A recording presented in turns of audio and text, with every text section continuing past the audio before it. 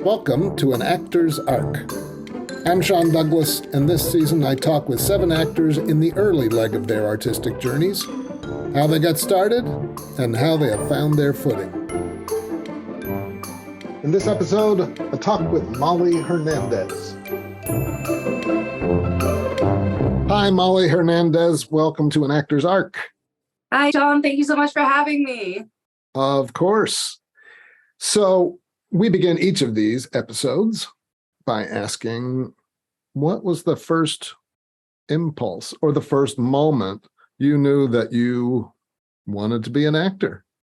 I come from a rather artistic family. Both of my parents are educators. They're both teachers, but my dad was a singer and my mom is a lot in the best possible way. And so Tell me more about that. They all grew up. My mom was one of 5. They all grew up in Chicago with a single mother. And so one of the things that she did was put them all in plays together. And so my mom admittedly does not have the greatest pitch. And so she would do some of those big character roles. And those things definitely got passed down. My mom is hilarious. And so she kind of instilled that love in my brother. And so I watched him growing up do, I think the first thing I saw him in was Snow White and the 7 Dwarfs, and he was sleepy. I was 7 or 8 and sat next to the piano player during a production of Schoolhouse Rock, and I was the page turner for him while my brother was performing.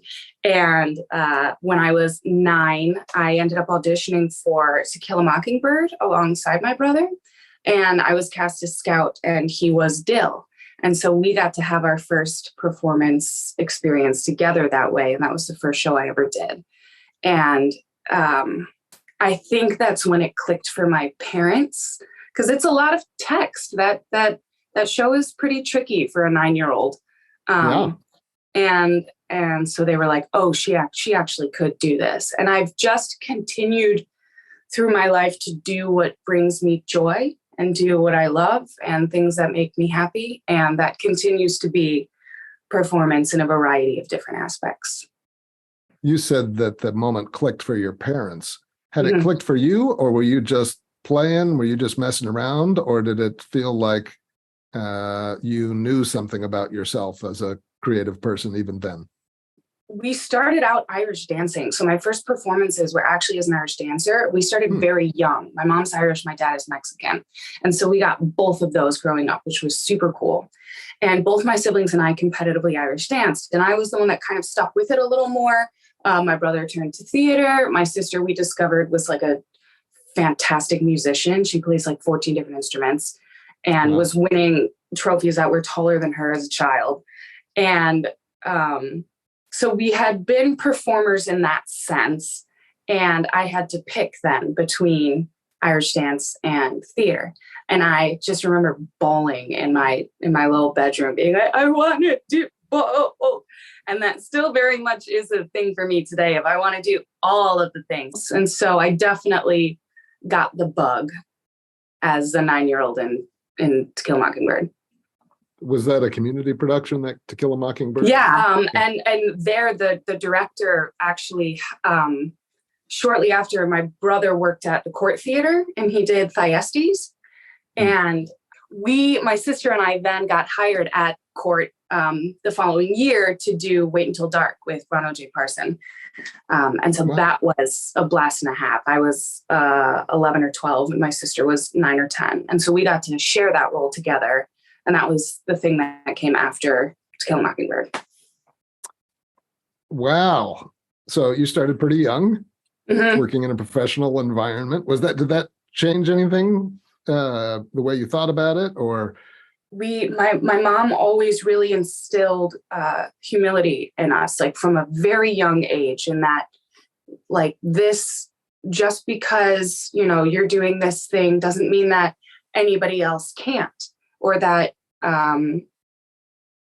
that you're better than anyone else. So there was just always, not that we ever felt that way, but my mom was always very down to earth.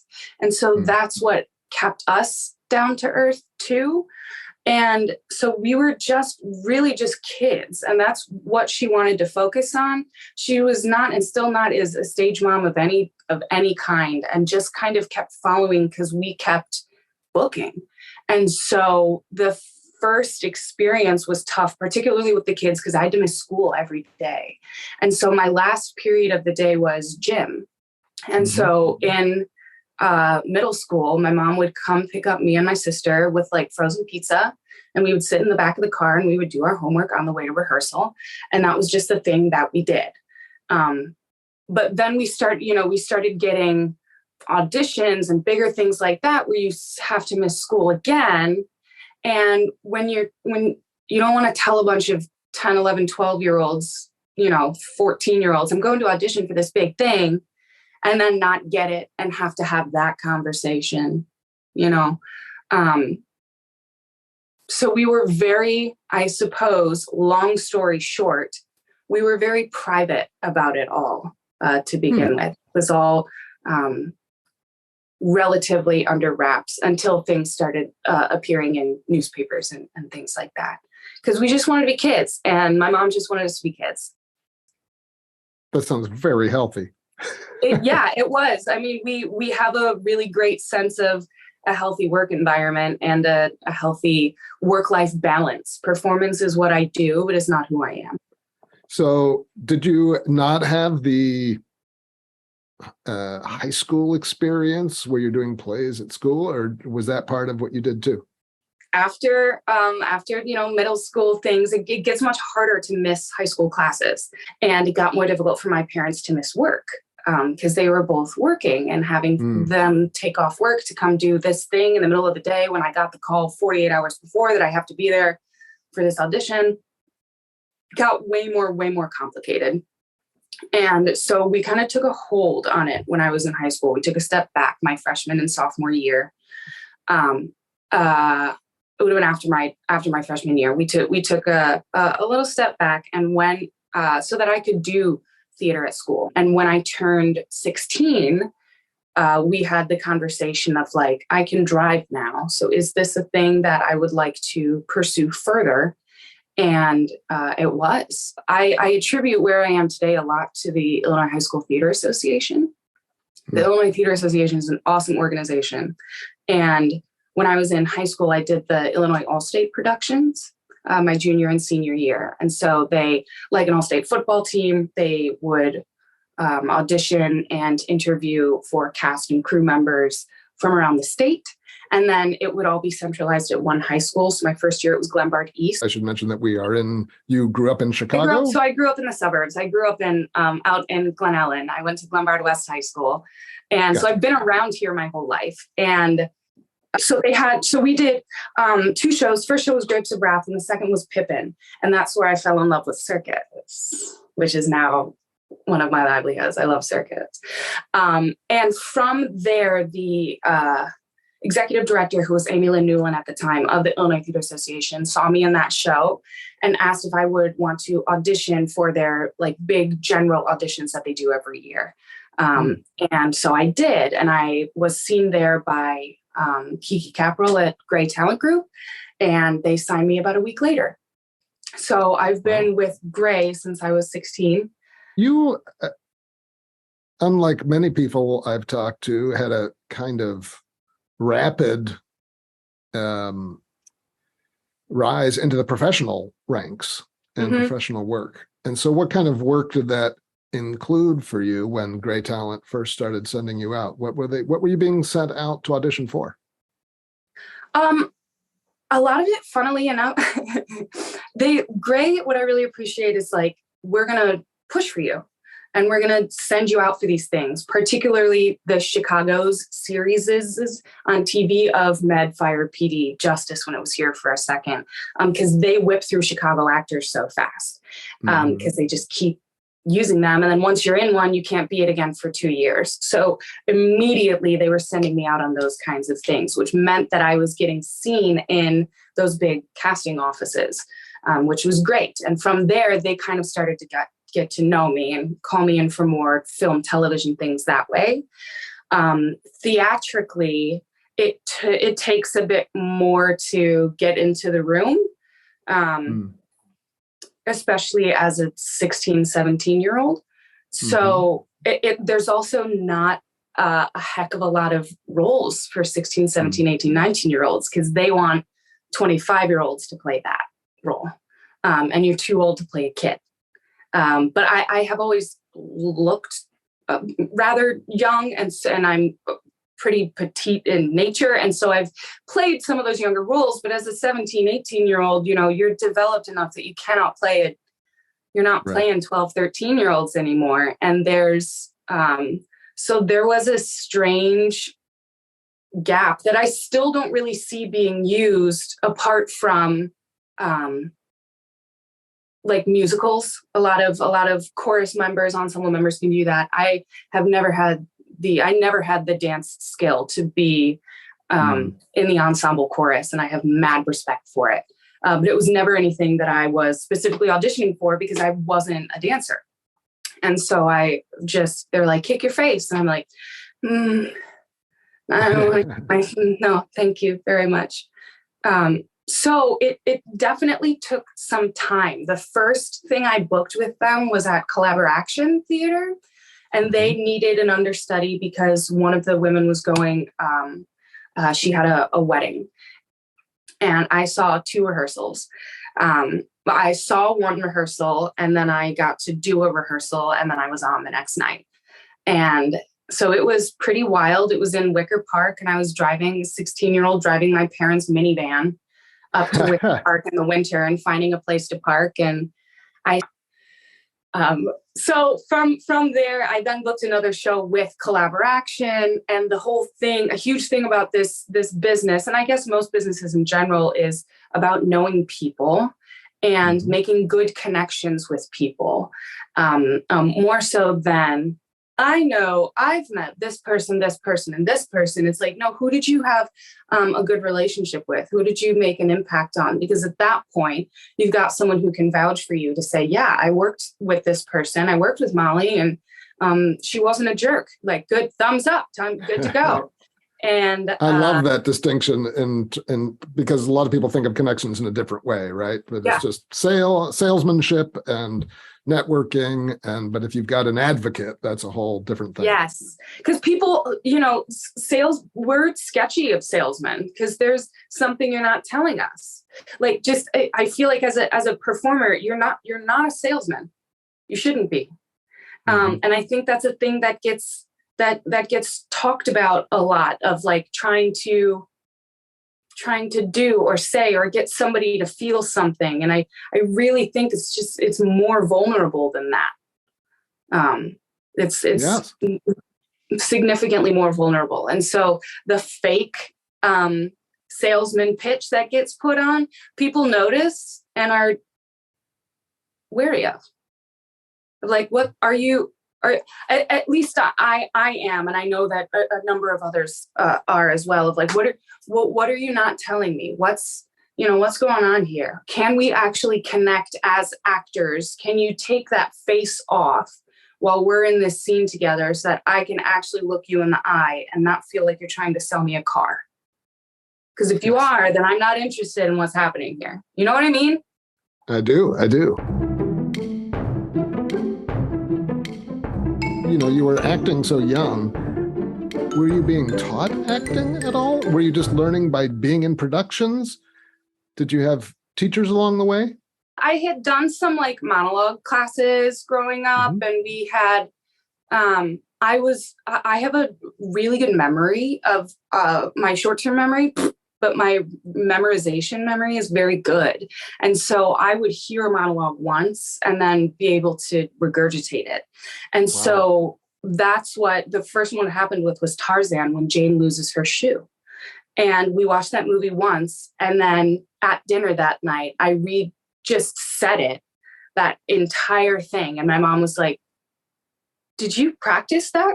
No, I'm just thinking about it. And so at that point, she kind of started to put me in camps and things with my brother. And we did show choir camp over the summer. That's what we did. And in our town, so many people did it. And I had some, as I started getting these auditions, Jeff Laird is a really good family friend of ours who was a professor for a very long time and teaches speech and theater and helped me a lot as a young child going through these auditions, particularly when, there's a lot of emotional things that you do at some of these auditions that are like, where he would say, if you cry, I don't necessarily. If it comes from you, that's something different. But if you show me that you're crying, then it's not going to be the same. In a similar way to like, if you're showing me that you're drunk, then it's not very good. A drunk person is trying not to look drunk. Someone who's crying is really trying to usually hold it in together. Some of these things that come with swear words. As a kid, I was like, I'm just going to say shit really loud because I can. And he was like, that's not the purpose of why it's there. Let's talk about why we start to use curse words and where they come in from. Helped me with some Shakespeare things. I got to play Lady Macbeth my freshman year of high school. And so I learned a lot there as well. So I definitely had some great teachers throughout high school that helped me a lot. What was, as a freshman in high school, what was the challenge for you of playing Lady Macbeth? Was it easy for you to understand the language? Definitely like another language that you're looking at, right? And when I speak Spanish as well. And so it felt very similar to swapping back and forth, because sometimes something is better said in a different language and it just makes more sense this way. And when you start to hear that other language or another accent, it takes your brain a second to flip over. And so when I was going from regular speech, getting into trying to read and understand what was going on here with the Shakespearean speech, it took a second for my brain to swap over. We had a great teacher. Mike Moran was our teacher in high school, and he, one of two, and he really focused on, no, we're going to break it down and you're going to know exactly what you're saying. And 10 times out of 10, when I was struggling to memorize something, it's still to this day, it's because I don't actually know what I'm saying. So you mentioned something a little bit ago about circus and being passionate about that. What do you mean by circus and being an actor? How do those things fit together or as a performer? Sean, they fit beautifully together. Let me tell you the ways. So when I was a senior in high school, I was cast in Pippin, and it's a show this musical that takes place at the circus. And it was because it was an all-state production, there was a little budget, and we got to train. The high school was at Maine East, and Karen Hall was our director. She was incredible. And she brought us to the Actors Gym in Evanston. And we did like 2 really hardcore training days where we kind of just got looked at, and it was like, okay, who seems to kind of have a knack for this and who's way more comfortable on the ground. Can you just explain a little bit about what the Actors Gym is? Yes, of course. I still work there. I love it. The Actors Gymnasium is a circus school and theater company that's up in Evanston. They are closely connected with Looking Glass. It started as a gym where Looking Glass actors could come and train for their shows there, and has become such an institution of its own. And I love it. And so we did 2 really intense circus days in high school. They saw who had a knack for it, and I loved it, had a knack for it, and loved being in the air and loved being upside down. So I just kind of continued to train through that. We did the show. It was awesome. And when I was in college, I went to Loyola Chicago. I have a BA in Spanish from there. And I was like, well, I'm close enough. I'm in Rogers Park. I'm close enough to Evanston. So I started taking strength classes at Actors Gym. It was like, let's get some strength built up. I was born with a joint disorder. And so all of my joints dislocate. My ligaments are too long. And it was incredibly painful. They would dislocate all the time. In high school, I was a binder in choir was too heavy for me to hold. They would dislocate. At Wow. 16, I had a doctor tell me that I was never going to be able to hold my own baby, which is a weird thing to say to a 16-year-old. But like, that's how very serious they were about, like, they were broken. And I had a failed surgery on this left one. That didn't work. It still dislocates. But when I was doing that circus, that training again, I was in physical therapy for 9 years, and it just made it worse because for the first time with circus, they would stand right there. Physical therapist gives you an exercise and walks away. They would stand right there, and they were like, no, not this muscle, this muscle. And I'm like, oh. And because of the training I have at Actors Gym, I'm doing insanely crazy things with my shoulders that I never, ever thought would be possible. Circus, in that sense, saved my life and saved my joints. And they don't dislocate nearly as much anymore. And when they do, I can get them back in. And so it really did. It saved me there. And during those conditioning classes, the artistic director of Actors Gym, her name's Sylvia. I love her so much. She's really wonderful. She kind of saw me there and said, do you know about our professional training program?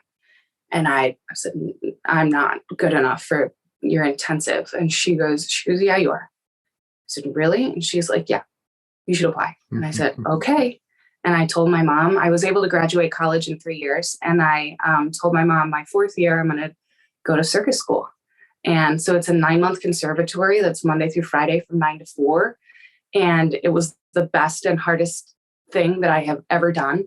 It was going back and forth was chaos, but I loved it. And my junior year of college, just before I did the program, the Looking Glass announced that they were going to do Looking Glass Alice. So I turned to my mom and I said, Mom, I want to be their next Alice. And she said, okay, do it. And I said, okay. Did end up getting to play Alice and really fulfilling a dream of combining circus and theater. And I think it's awesome. I also think, Sean, Shakespeare begs for circus.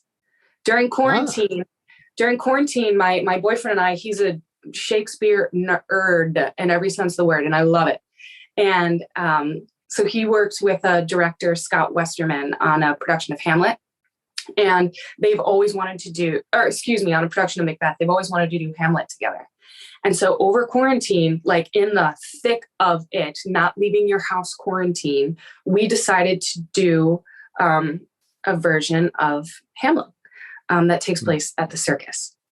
And so Hamlet was a clown and Ophelia was a silks artist. And I do neck drops on the silk where you end in your neck. And so the director's whole conceit was like, what happens if we give Ophelia autonomy and she fakes her death? And so it became this like 8-episode, what can combine into an hour-long short film of our version of Hamlet and Ophelia, where all of the soliloquies from Hamlet are given to Ophelia and she's complicit and they're in this together. And it was awesome and exciting. And I just called Actors Gym. I was like, nobody's in there. Can we just hang out in there? And so he and I went with one other person in our pod, Audrey Palumbo, fantastic cinematographer. And she filmed us. We taped cameras to the ceiling, just doing some crazy stuff in there. And it has won awards across the world.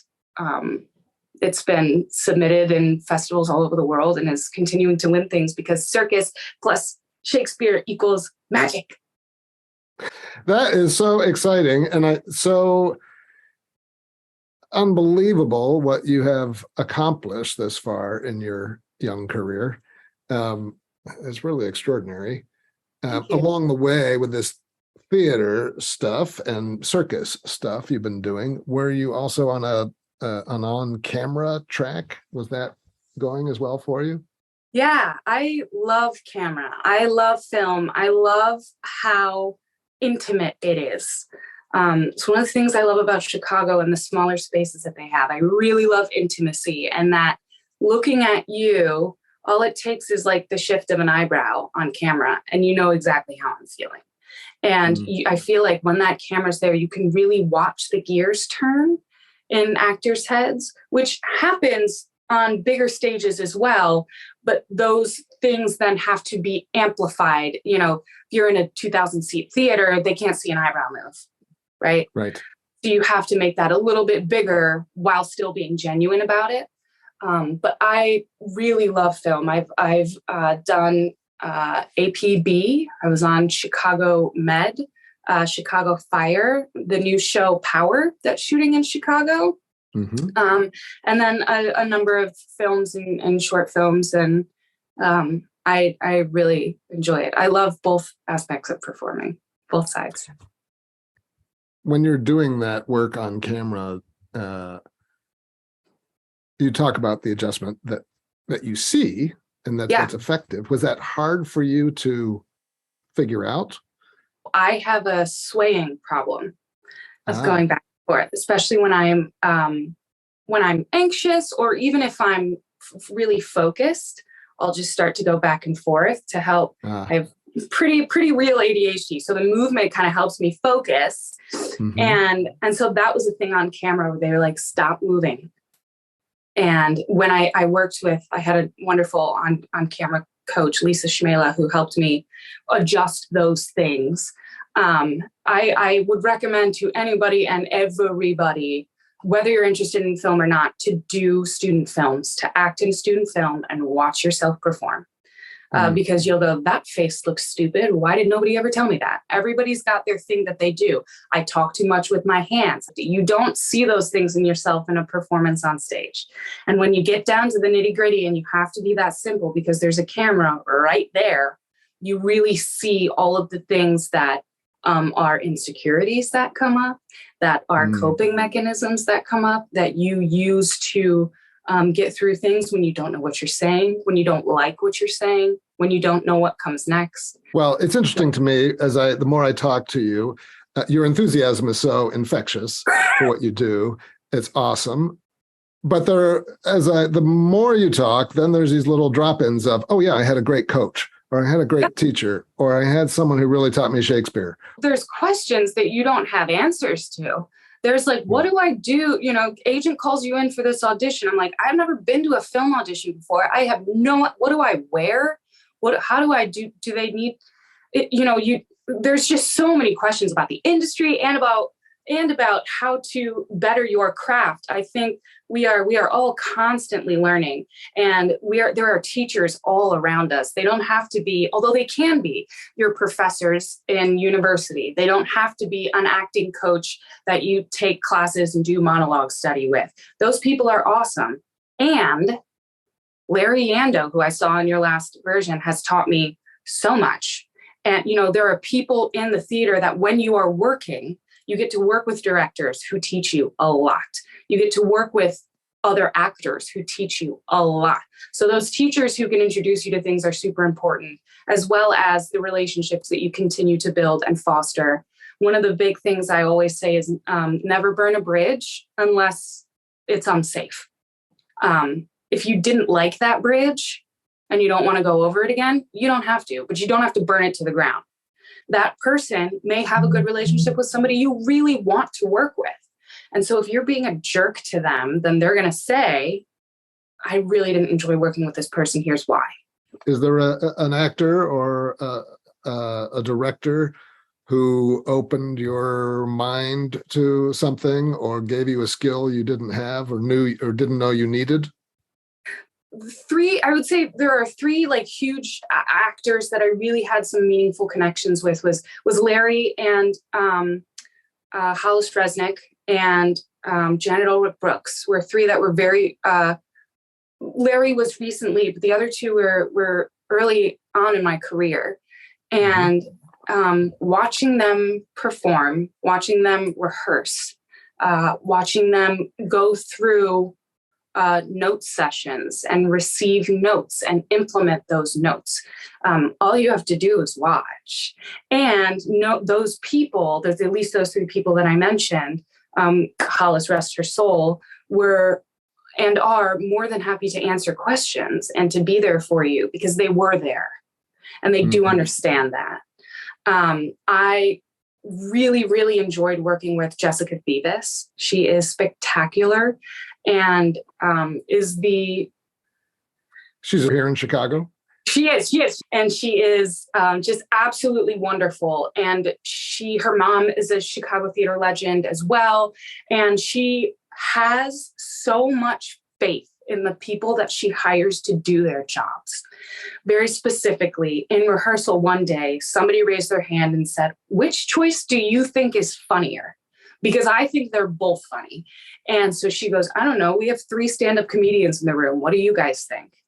So she constantly, in a really helpful and cooperative way, would defer questions to people who had experience and expertise in those specific things, so that she wasn't simply tunnel visioned into what she thought. It was her production, it was her play, and it's only her vision. She made it very clear from day one that it is a cooperative situation. And I really loved that. And another director I worked with very recently that does that is David Catlin. He's also a director in Chicago, works at Northwestern and Looking Glass. He is absolutely wonderful as well. And he's who I just did Alice with. And so Alice was Alice Through the Looking Glass. It's a circus production of Alice in Wonderland, Alice Through the Looking Glass, that whole collection of stories. And it's been done. This was their 15th production of it. And so I joined the cast along with one other of the 5 cast members. And so we were new, and he was so incredibly supportive of who we were and who we are as humans and what we bring to the table. So much so that I speak Spanish, and our White Rabbit was from Cuba. And so he started speaking to me in Spanish, and I started responding. And when our original cast, all of us are bilingual. 4 of the 5 speak Spanish. And so there were things that kind of just started happening during my shows that he was like, "Love it. Let's keep it going." And during rehearsal, more and more Spanish would get added in. And it was a beautiful, my dad wept. He thanked David. He met him and he was like, "I thank you for allowing Spanish to be in the show. It was really special." Molly, if I met you when I was your age, I would have thought, wow, what a force. And I would also have been completely intimidated by you. And not only because of your success, but your enthusiasm, your seeming confidence. And I wonder, what are the things that are hard for you? I'm so shy, Sean. I am incredibly, believe it or not, I am incredibly introverted. I recharge 100%. Some people recharge from other people. I recharge on my own. I like being with people, but it drains the battery. Is there anything about your work that you feel less than confident about? Or if you come across those things, do you just attack them? I think you got to go in full force. Of course, there are things that I feel less than confident about. Absolutely 100%. Like? Yeah, right. Like going into dance calls freak me out. I was never a ballerina, but I do circus. So I have a really good sense of movement here. But when I go to this dance call for chorus line, and everybody who's at that dance call has been doing da da da da da da da da for years, because everybody knows that dance call. Camera also gets hard. It gets really tough when there's a camera right in your face here, and they're like, "Okay, and cry, go ahead." You're like, I need, give me a second, because there's a piece of metal right here, and I'm supposed to be talking to a person. That's an interesting challenge. Can you tell me about what you do in that situation? Yeah, it's there. I frequently am asked to cry. And in a lot of television, film, camera things I go in for, I am either pregnant, dying, or related to the drug cartel. One time it was all 3.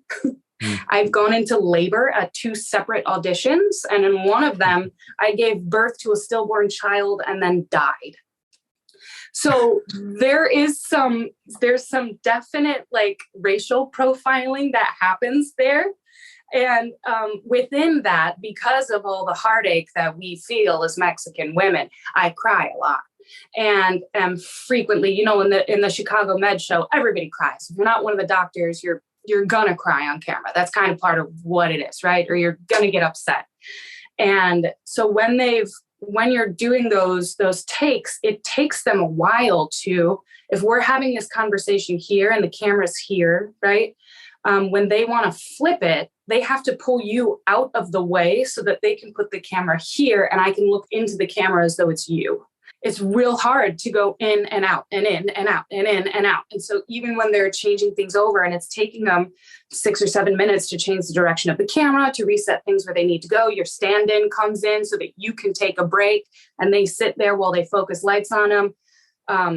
Staying in that mind space is incredibly helpful and sometimes necessary, and is why some actors go method really hard. What do you reach for? What's the technique of that for you? I found tears when I was 19, and I was in The Most Happy Fella, Theo Ubekwe. And there was a moment in the scene, I played Rosabella, who's the ingenue, can you tell? And I am sitting on a bench, and he's like, we're just going to have you sit on a bench and have a meltdown, but it's silent. I'm like, okay. And so I sat on the corner of this bench while 2 songs happened on stage. And it was a very intimate venue. We were right up close to people, and I had to sit there and crumble and fall apart. And so I spent a lot of time sitting there and kind of trying to figure out how to, you know, we joke and think about like dead puppies. And I'm like, no, that's not actually even very healthy. Like, we shouldn't be thinking about things that are actually going to make us sad, because you don't want to put yourself in that. You don't want to put yourself in that mindset. It doesn't feel good, particularly when you have to do it 8 times a week. And so finding, instead of sadness, more emptiness is what works best for me. And trying not to focus on anything too hard. As soon as you start thinking about wanting to cry, you're not going to do it. The whole thing, same with, as I've said, same with being drunk, is like, I don't want to cry. I'm actively trying not to. And that's what can make it, come. And what's fun when you get to work with a really good actor that you're working across from is that all you have to do is be in the moment. It's very simple. It's not easy, but it's simple. This shoot I did with Charina's my mom. Charina Alvarez. Thank you. Charina Alvarez is an amazing Chicago performer. She played my mother in a movie that we just shot. And my boyfriend in the movie and I had a really, really emotional scene, and a few of them. And we just looked at each other, and he was fantastic. His name is Forrest Weber. He's a New York actor. And all it took was us to make eye contact and say the words that were written. And it was really hard for me as a friend to hear him say those words to me. What, you know, they were not nice words. And that's all it took. And then when he saw me crying, that made him cry. But the cheater's way, when you yawn, you cry. So if you can get a yawn going in the back of your mouth without opening your mouth, your nose starts to tingle a little bit and your eyes will start to water. And so that's my, you know, if you're trying to figure out what the sensation is like, that's how I would find it. I've done that in high schools and classes before. I'm like, I'm going to try to do a yawn without opening your mouth. And it just like draws your face down so you look like it, and then your eyes start to water. Listen, when you say you are just listening to someone and responding and being in the moment, what's behind that, right? It also means, in the example you gave, it also feels like, well, you know, this is a friendship. There's something, there's some work you have to do before you're shooting that says, this relationship is important to me. You've built for yourself a kind of world, because you don't have much time to do that on camera as you would in a stage rehearsal. Yep. Yeah, those relationship builders have to happen very fast on camera, which can be really, really tough. That's why there's also like ways to cheat on camera. There's, drops and things like that a lot of people use, particularly if you've been doing it for 2.5 hours and you're like dry. There's, you run out of liquid. You don't have an infinite amount of liquid in your eyes that you can just pull up, and it's exhausting. It's really tiring to do that and to put yourself there. When I did Chicago Med, I had to, my arc for Chicago Med involved me coming into the hospital with my newlywed husband, and we're trying to have a baby, but I've got these rashes all over me. And then we get caught in the hospital celebrating our love physically by 2 doctors. And then I go into anaphylactic shock and wake up, and there's the whole thing, da-da-da-da-da-da. And we discover that I'm allergic to his semen.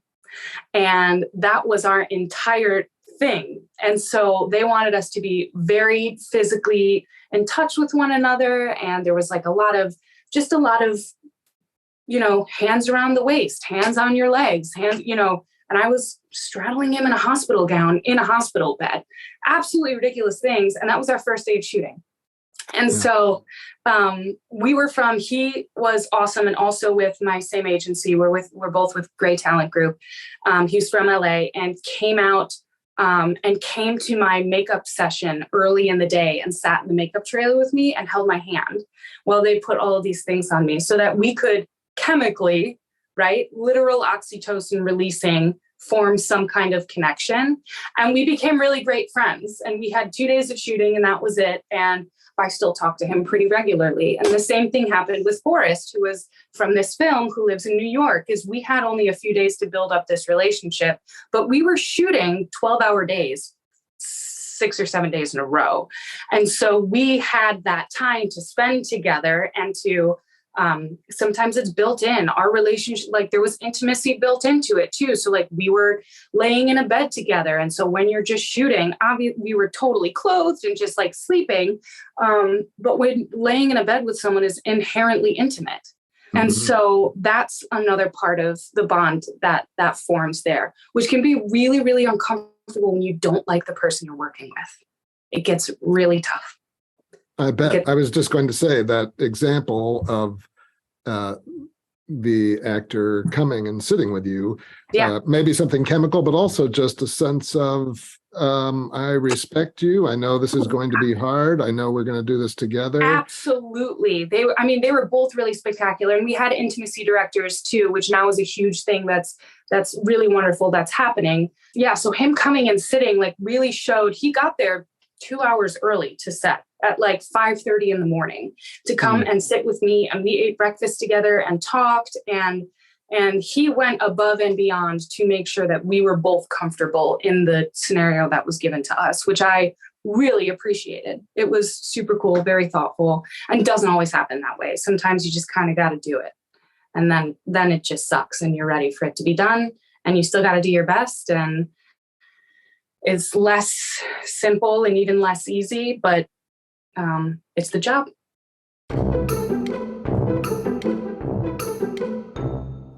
You mentioned briefly the things you were called in for as a woman who has a Spanish last name.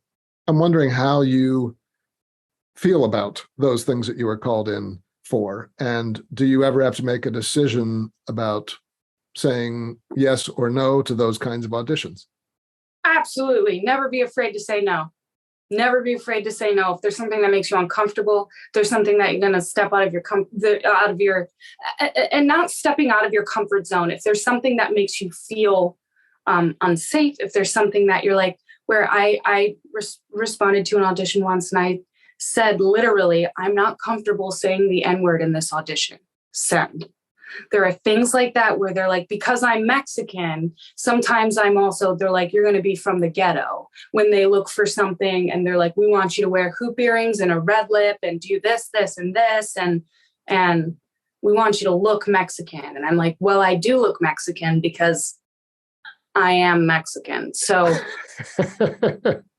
yes, I'm sorry. I don't mean to make light of that. It's hilarious. It's hilarious, right? They're like, I did a gig once where they were like, and they want you all to look super diverse. And I'm like, there is not a white person in this. We are super diverse. What do you talk like? What do you mean they want us to look super diverse? You telling me you want me to, dress up like Selena for you? I don't quite. So it does get a little bit frustrating, where you have to stand up for yourself and say, no, I'm not going to do this one. No, I don't feel comfortable with that. A lot of it happens to come with, there's a surprising amount of abuse, verbal, sexual, physical, that happens against Latin women, and really women of color in general, on television. And so that's another thing of like, no, I don't want to be treated this way on set. I don't want to be portrayed this way. I don't want to continue to feed this negative stereotype. So it's taken me a hot minute, but there are always times to say no. And just because you don't like a role doesn't mean you shouldn't do it. Particularly if it's a one-off episode on a thing. Is it going to be, I have my 3 things. Will it be artistically fulfilling? Is it somebody or something that I want to work on? Is it going to pay me well? And those are those 3 things. And it's got to be at least 1, if not 2, ideally all 3. So if you're like, man, I don't really like this character. She's boring. She doesn't do anything, but I'm going to get to do this on a TV show and I'm going to get residuals for the next 15 years. I'm going to do that character. You know what I mean? Mm-hmm. Thank you for answering that. And I love that 1, 2, 3 of that. That's great. Let's ask our 3 questions. Great. Name one actor you admire deeply and a quick reason why. I keep thinking about Kareem Bandili. He is an an ensemble member and a staff member at Looking Glass Theater. And every single thing that I have seen him do is astounding. I got to do Christmas Carol with him where he plays Marley. And he comes out in all these chains, and watching him step into that is like, he's the nicest, kindest, like very soft-spoken man. And watching him climb into those chains and become this horrifying monster, the things he can do with his voice, the questions he asks during rehearsal, the motivation that he looks for in a very, very real way. There's the actor's like joke and cliche of like, what's my motivation? But that's not the question he asks. He would ask, if the question is phrased that way, does that change the meaning of the answer? Something like that. He just had such great, honest questions that I would never have even thought of, that goes along with the idea of, because I didn't understand what he was saying. I thought I did, but because he wasn't entirely sure what he was saying, I didn't quite understand what he was saying. And now that he's able to do those things, his character changes so much. I never thought I would love a Mad Hatter like I do, apart from the original comic that I do with Kareem. His Humpty Dumpty is his queen. He just is so diverse and so talented and so down to earth. And I love working with him and I love watching him perform. One thing that still delights you about acting? I love learning new things. I love constantly learning and challenging and trying new things. I got to do a show called American Mariachi, which is about an all-female mariachi band in the United States, like the first that might have been created. And I said, they cast me and said, you're going to play trumpet. And I said, I don't play the trumpet, right? And they said, yeah, we'll teach you. And I said, okay. And the whole idea is that these women don't know how to play these instruments, and they pick them up and are taught them. And at the beginning of the show, they're not very good. And by the end of the show, they're spectacular. But in order to be not very good and not spectacular, you have to be pretty spectacular. And when somebody tells you you have 4 weeks to learn this instrument before you play it in front of thousands of people, you learn it pretty quick. And the trumpet made a heck of a lot of sense to me. And I fell in love with it and ended up purchasing one. And I now play the trumpet pretty regularly. It's like one of my favorite things. And so I discovered circus through performance. There are so many different things that you can love in life and bring into performance in what you do. The things that you've got in your tool belt, riding horses. Somebody's going to need a horseback rider. Somebody's going to need a scuba diver. Somebody's going to need you with a valid passport. Things that you can, if you're like, yeah, I know how to ride a horse, but I'm not good at jumping, they'll teach you how to jump. And so there's things that you just get to learn on set and learn in rehearsal that I just love to do. I love to learn.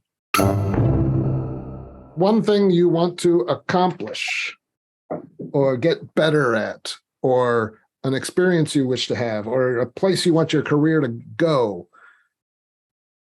I've always felt a bit like an imposter because Broadway is not the goal.